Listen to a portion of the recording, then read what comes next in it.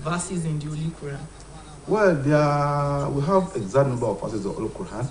Okay. I think from the count, it's about Some- 666. Some say that. But I don't think Islam said everything has its bride. Everything has its bride. And that the bride of the Quran is Surah Ar-Rahman.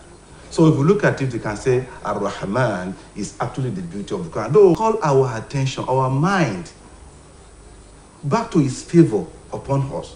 And so that we can be a thankful, a dutiful servant of his. Thank you very much, sir. Sir, do you have anything you want to use to protest his point, sir? Actually, regarding what makes Quran beauty, Okay. he said earlier that everything has its own pride, Okay. but the bride of the Holy Quran is Ar-Rahman. Being looking to this hadith of Sayyidina Ali, and علم القرآن خلق الإنسان علمه البيان. Ar-Rahman, Allah subhanahu wa ta'ala started this surah with Ar-Rahman, then reverse to the 99 names of Allah. So if you are reading the 99 names of Allah, you said Allah وَلِلَّهِ الْأَسْمَاءُ الْحُسْنَى فَادْعُوهُ بِهَا وَاللَّهُ الَّذِي لَا إِلَهَ إِلَّا هُوَ الرَّحْمَنُ الرَّحِيمُ الْمَلِكُ الْقُدُّوسُ. Do you understand? So that is what made Quran al-Karim beauty too. Thank you very much, sir. I really appreciate your answer. We are just joining us on today's episode, yes, on the message on OSBC TV, Ile Awiye Okebale Oshogbo. The topic we are discussing is the beauty of Holy Quran. Yes, Allahu Akbar Kabira. The Quran is so beautiful. Yes, even when you hear what they are saying, I'm having this kind of sensation that is making my head. Yes, I'm having this kind of words, and I'm like, wow, Allahu Akbar. You can see that there is no book in the whole world, yes, that can have this kind of attributes. You can hear what he said, that he said there are some words in some verses that you won't see it in another verses again. Allahu Akbar Kabira. May Almighty Allah continue to have mercy on us all. Amen. So what does the Holy Quran says about nature too? Well, the Quran has a lot to say about nature. Like Allah says in the Holy Quran, أَمَا فَرَطْنَا فِي الْكِتَابِ مِنْ شَيْءٍ. See, Allah says this book that we call Quran has not left anything untouched. It has not left anything untouched. It talks about everything. Science, medicine, technology, life. Like Allah subhanahu wa ta'ala says in one of the ayat of the Quran. That Allah says in the Quran that وَلَقَدْ نَزَلْنَا الْكِتَابَ تِبْيَانًا لِكُلِّ شَيْءٍ. That Allah subhanahu wa ta'ala has indeed revealed this Quran تِبْيَانًا لِكُلِّ شَيْءٍ, for it to be a cure, to be a medicine for everything. Allah didn't just say the medicine for health alone. Medicine for everything. Because if you are saying medicine, before you take up a medicine, you must have a certain sickness.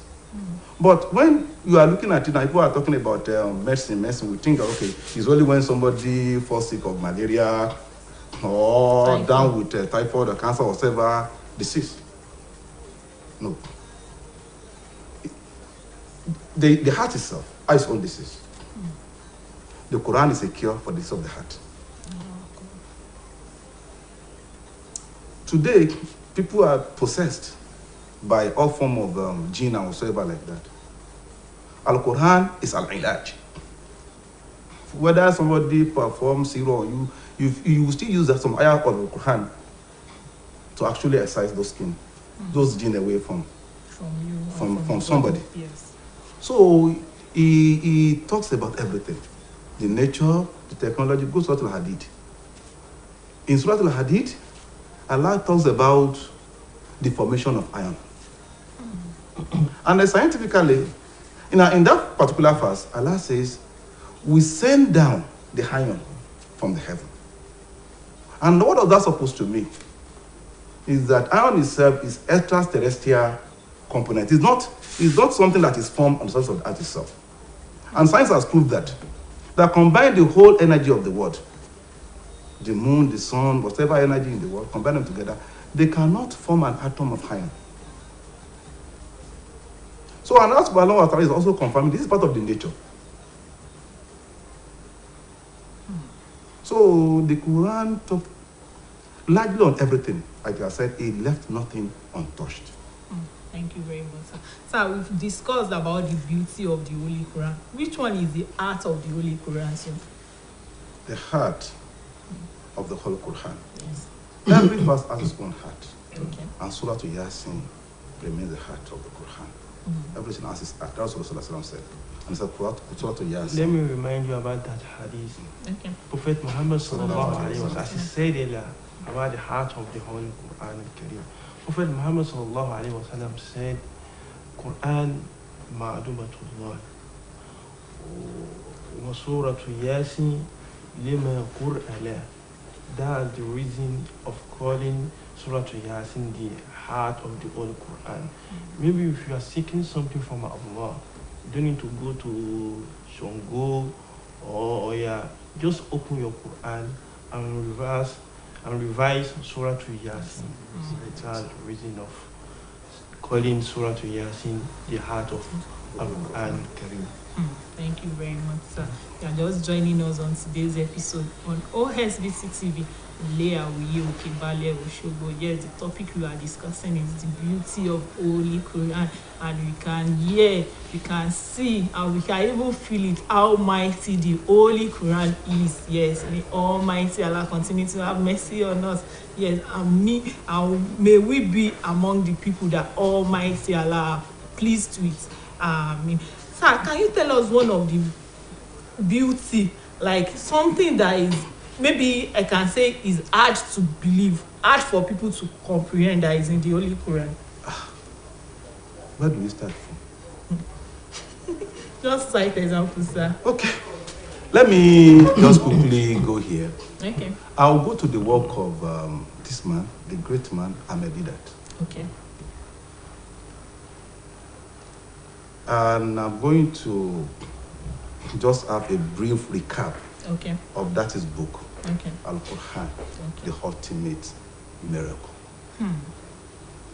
And then the part of that book that I want to use is his own understanding or interpretation Okay.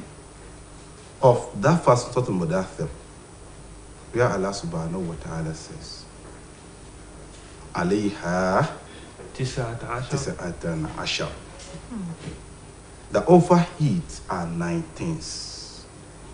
Well, from the ulama, the Mufassir, they have the interpretation that the angels of Allah subhanahu wa ta'ala will put to guide the hell, they are 19. Okay. But Sheikh Ahmedidat, look at it from the angle of science. Okay.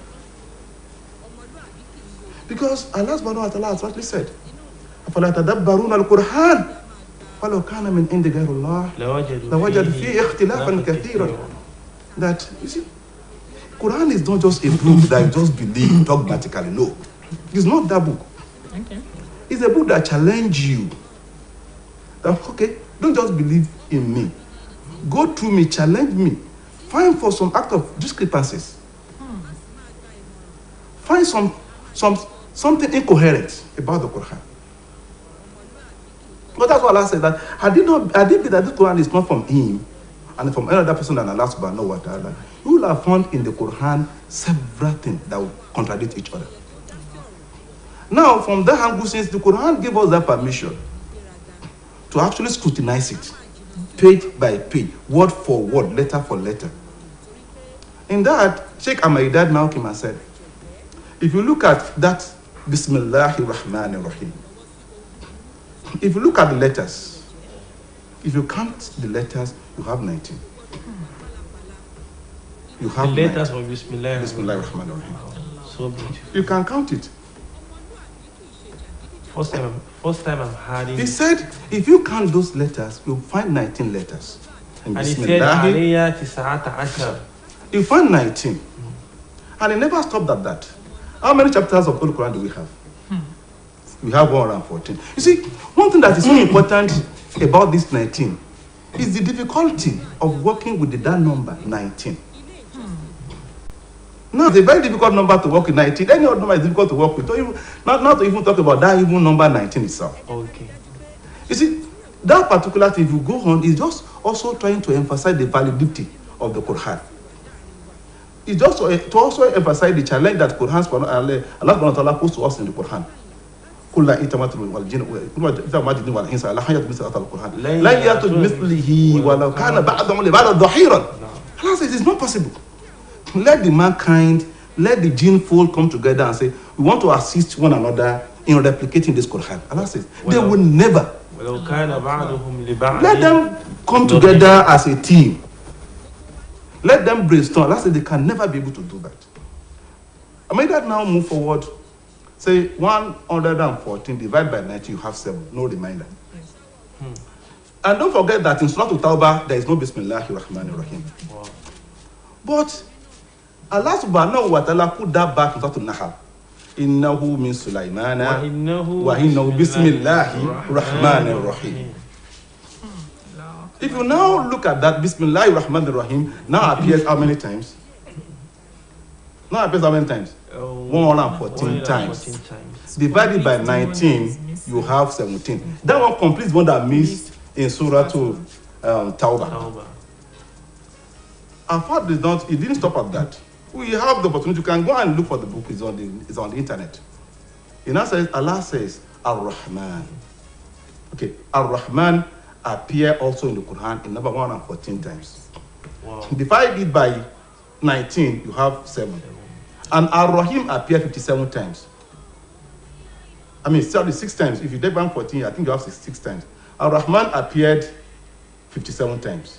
Divide that by 19, you have 3 with no remainder. He didn't stop at that. He now said, if you now look at Allah, I had forgotten the exact number, it appeared 2,500 and something times. But if that one is also divided by 19, you still have the whole number without what? A reminder. And in the way he was scrutinizing the Quran, he now started with some of these verses that has this Noon, Alif, Lam, Mim. I think that time when I read that, it has been a very long time, maybe since 2001 or so, that I read the book, and since that I have not even read it again. I'm just trying to recall what I read during those period. Now said Noon, like for instance, let's say Noon now. A letter, you mean? That a letter. Okay. That let's start to Noon now. Noon wal kalama yasulu ma'anta. In that Noon. Sorry, I want to intervene. In that Noon and Alif Lam for those who... No, I'm coming back. Okay. That Noon now.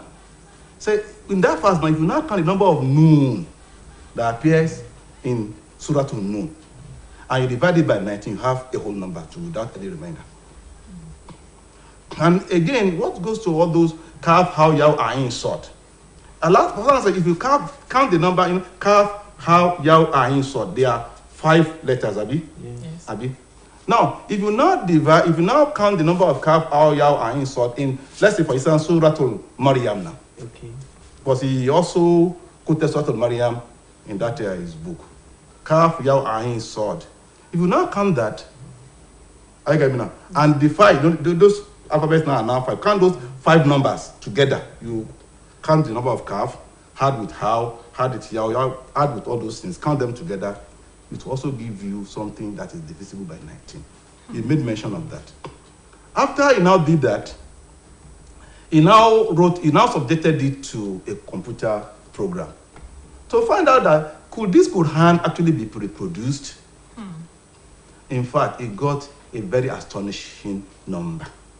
It got a number of 1, 24, and about 15 zeros as probability of being able to, which means that it is just perfectly impossible for you to reproduce the Quran. So, Quran is so amazing.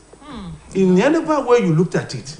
So, is it that linguistically or what? In terms, and Allah subhanahu wa ta'ala, look at it now, like the story of Umar ibn Khattab. You know, when Rasulullah sallallahu alaihi wasallam prayed that Allah subhanahu wa ta'ala should give him one of the Umarain, one of the 2 Umar. Allah subhanahu wa ta'ala gave him the two in the end, but he first gave him Umar ibn Khattab. Yes. And how did Allah do that? When Umar ibn Khattab had that Hafsa is a cousin that has already accepted Islam, he became so furious that today I'm going to kill that Muhammad. Hafsa or Fatima? Fatima, thank you. That His cousin, his right? cousin, yes. Okay. His cousin. Now he now said, today I'm going to kill that prophet, but let me first get to Fatima's house. And let me be so sure that she actually accepted Islam from that Muhammad. And what really happened? When he got there, okay, I will round up now. When he got there, there is this Khabab that was reading the Quran to her. That is the cousin of Umar. Yeah. Khabab, the teacher, right? The teacher, yes. Okay. That's our teacher. I mean, his teacher. So, our teacher. That's our teacher. He's not his teacher. Sir. So let me just write up just 1 minute. When he now had that, they didn't know that Umar was already near. But when Umar entered, they become so furious. They were scared. And then they quickly hid what they were reading. And he said, don't hit that thing. Read it for me again. Let me hear. And they read. What they are reading is Taha, Madal, Quran, Al-Quran, Tashkul. So when they now had that, now said, take me to Prophet. I'm going to accept Islam today. So that is just to show you that the Quran, we can't exhaust this beauty. We can't exhaust this beauty. We can't exhaust the beauty. Thank you very much, and thanks for joining us on today's episode. Yes, the viewers at home, I hope you've learned one or more on today's episode. Yes, the beauty of the Holy Quran. If you start discussing it, we will use the whole year and the whole time to say it, and we'll still continue to have something to say about the Almighty Holy Quran. May Almighty Allah continue to have mercy on us all. Amen. My name is Mariam Owodone. Thanks for joining us on today's episode. See you next time, same time on the same. Inshallah.